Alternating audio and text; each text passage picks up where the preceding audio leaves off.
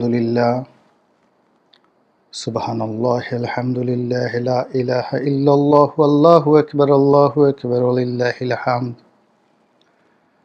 লা ইলাহা ইল্লাল্লাহু ওয়াহদাহু লা শারীকা লাহু লাহুল মুলকু ওয়া লাহুল হামদ ওয়া হুয়া ইউমীতুহু আলা কুল্লি শাইইন কাদির আসসালাতু ওয়াসসালামু আলাইকুম ইয়া রাসূলাল্লাহ আসসালাতু ওয়াসসালামু আলাইকুম ইয়া হাবিবাল্লাহ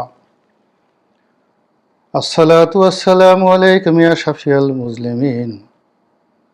আসসালাতু ওয়াসসালামু আলাইকুম ইয়া রাহমাতাল লিল আলামিন। আমি জানলাম যে এই পবিত্র সূরাটি যদি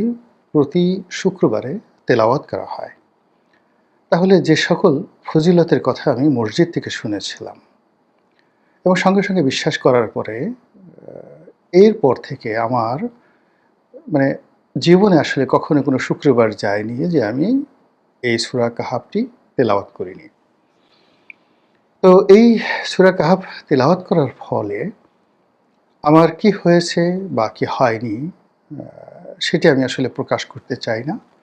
আমি শুধুমাত্র এটা বলতে চাই যে আমি যা কিছু শুনেছিলাম সেটা বিশ্বাস করেছিলাম এবং সেই বিশ্বাসের উপর অবিচল থাকার কারণে আমি যে খোদাই রহমতের মধ্যে আছি এবং যেভাবে নিরাপদ বোধ করছি, জীবন এবং জীবিকার যে সমস্যাগুলো রয়েছে, চিন্তা এবং চেতনার যে রোগ বালা মুসিবতগুলো রয়েছে, সেগুলো আমাকে আসলে ভেঙে ফেলতে পারে না, আসে কিন্তু প্রত্যাঘাত হয়ে চলে যায়